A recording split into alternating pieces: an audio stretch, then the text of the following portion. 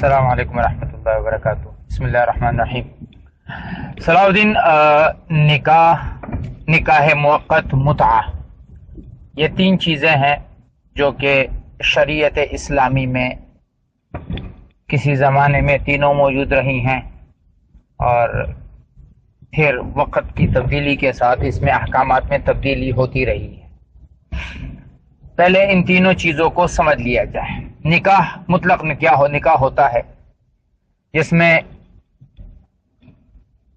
شوہر اپنی بیوی کی تمام ذمہ داریاں اپنے سر پر لیتا ہے، نان، نفقہ، بیماریاں، اولاد، میراث، ساری چیزیں اس کے ذمے ہوتی ہیں، اور خوشی غمی کے وہ شریک ہوتے ہیں۔ اور اس نکاح کو ختم کرنے کے لیے شریعت نے ایک طریقہ کار مقرر کیا ہے کہ طلاق ہو یا پھر عورت خلا کے ذریعے سے اپنے آپ کو آزاد کروا لے۔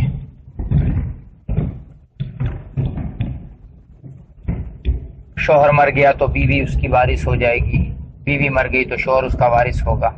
یہ سارے معاملات، یہ نکاح موجود ہے، اور اسی کو آپ علیہ الصلوۃ والسلام نے اپنی سنت قرار دیا ہے۔ دوسرا نکاح ہوتا ہے نکاح موقت۔ نکاح موقت میں بھی وہی چیزیں ہیں جو نکاح میں ہیں کہ گواہ شرط ہے، ایجاب اور قبول شرط ہے، اور اس کے ساتھ مہر بھی مقرر کی جائے گی، لیکن اس میں ایک مدت مقرر کی جاتی ہے کہ جی اتنی مدت کے لیے ہم یہ نکاح کر رہے ہیں، اور پھر اس مدت کے بعد وہ طلاق دے کر اس کو الگ کریں گے۔ آگے پھر ان کے آپس کے معاملات نہیں چلیں گے، اور اس میں میاں بیوی جو ہوتے ہیں وہ آپس میں ایک معاہدے کے ذریعے سے اپنے کچھ ذمہ داریاں ایک دوسرے سے ختم کر لیتے ہیں۔ مثلا نکاح موقت ہوا، ایک مدت کے لیے نکاح ہوا، بیوی نے شوہر نے بیوی سے کہا کہ بھائی میں تمہارے پاس روزانہ نہیں آ سکتا، تمہارے گھر نہیں آ سکتا۔ اس نے کہا کوئی بات نہیں، ہفتے میں 2 مرتبہ آئیے۔ میں آپ کو اپنے گھر نہیں لے کر جا سکتا، کوئی بات نہیں ہے، میں اپنے گھر میں رہوں گی، میں آپ کو اتنا خرچہ نہیں دے سکتا۔ انہوں نے اپنے جو ذمہ داریاں شریعت نے شوہر کے ذمے بیوی کی رکھی تھی، بیوی نے وہ ذمہ داریاں اپنے شوہر سے کم کر دی۔ اپنے ذمہ داریوں سے اس نے کہا کہ مجھے ان ذمہ داریوں کی آپ کے اوپر ڈالنے کی ضرورت نہیں ہے۔ یہ نکاح موقت ہے، اور یہ مدت کے گزرنے کے بعد طلاق کے ذریعے سے اس کو ختم کیا جاتا ہے۔ تیسرا معاملہ متعہ کا ہے۔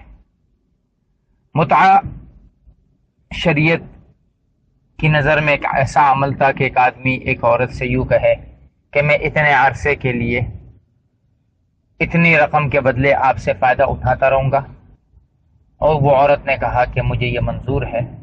وہ مدت ختم ہو گئی تو وہ عمل خود بخود ختم ہو گیا، اس میں طلاق کی کوئی ضرورت نہیں ہے، اس میں گواہوں کی اتنی زیادہ ضرورت نہیں ہے، بلکہ اگر شیعوں کے ہاں بھی دیکھا جائے تو ان کے ہاں بھی گواہوں کی شاید شرط نہیں ہے، بلکہ اس میں شرط یہ ہے کہ وہ جو ان کا ایک امام ہوگا وہ امام موجود ہوگا، اور وہی امام ایجاب قبول کرائے گا۔ تو یہ ایک شرط انہوں نے رکھی ہوئی ہے۔ بہرحال اس میں مدت کے ختم ہوتے ہی خود بخود یہ متعہ ختم ہو جاتا ہے۔ اس میں میراث کوئی نہیں چلتی ہے، اس میں نسب کا معاملہ نہیں ہوتا ہے، نسب ثابت نہیں ہوتی۔ یہ تینوں معاملات اسلام کے آنے سے قبل موجود تھے۔ اسلام آیا، اسلام نے اس میں سے متعہ کو حضرت محمد مصطفیٰ صلی اللہ علیہ وسلم نے خود غزوہ خیبر کے موقع پر ختم فرمایا۔ صحابہ کہتے ہیں کہ غزوہ خیبر کے موقع پر جو 5 ہجری میں غزوہ ہوا ہے، اللہ کے نبی نے 2 چیزیں حرام قرار دی۔ ایک لحوم حمر الاہلیہ، جو ہمارے پالتو گدھے ہیں ان کے گوشت کو حرام قرار دیا، اور متعہ کو حرام قرار دیا۔ پھر اس بات کو 9 ہجری یا 8 ہجری کہہ دیں کہ جب فتح مکہ ہوا تو اس موقع پر دوبارہ اس کو دہرایا گیا۔ حضرت ابن عباس رضی اللہ تعالیٰ کے علاوہ کسی بھی صحابی سے بات ثابت نہیں ہے کہ وہ متعہ کے قائل تھے۔ حضرت ابن عباس رضی اللہ تعالیٰ عنہ بہت عرصے تک اس بات کے قائل رہے ہیں کہ نہیں، متعہ ابھی موجود ہے، لیکن صحابہ سب کے سب جو ہے اس پر متفق ہے کہ متعہ حرام ہو چکا ہے۔ عمر بن خطاب رضی اللہ تعالیٰ کے زمانے کی طرف اس بات کو منسوب کرنا یہ محض ایک جاہلانہ عمل ہے، اور اس کو جہالت کے ساتھ ساتھ بغض عمر بھی قرار دیا جا سکتا ہے کہ عمر رضی اللہ تعالیٰ سے جو بغض ہے اس کے بنا پر حق اور سچ نہیں کہا جا رہا ہے، اور یہ بات غلط ہے۔ مفتی عبدالقوی نے جو بات کہی ہے، میں مفتی عبدالقوی صاحب کو نہیں جانتا کون ہے، ان کی علمی شخصیت ہے یا نہیں ہے، پر انہوں نے جو بات کہی ہے یہ بات علماء اور فقہا کے مابین صدیوں سے اختلافی چلتی بھی آ رہی ہے کہ آیا نکاح موقت کرنا جائز ہے کہ ناجائز۔ ایک خاص مدت کے لیے نکاح کرنا، نکاح کے تمام شرائط کو رکھنا، اور پھر اس نکاح کو اس مدت کے بعد طلاق کے ذریعے سے ختم کرنا، کیا یہ کرنا جائز ہے یا ناجائز ہے؟ حضرت امام ابو حنیفہ رحمہ اللہ کے نزدیک نکاح موقت ناجائز ہے۔ دیگر ائمہ اس کے جواز کے قائل ہیں، کیونکہ وہ کہتے ہیں کہ جی ساری چیزیں تو شرائط موجود ہے، گواہ بھی موجود ہے، ایجاب و قبول بھی ہو رہا ہے، مہر بھی دیا جا رہا ہے، بیوی کی ذمہ داری بھی لی جا رہی ہے، بیوی خود اپنے کچھ ذمہ داریوں سے دستبردار کر رہی ہے شوہر کو، اور طلاق کے ذریعے معاملے کو ختم کیا جا رہا ہے۔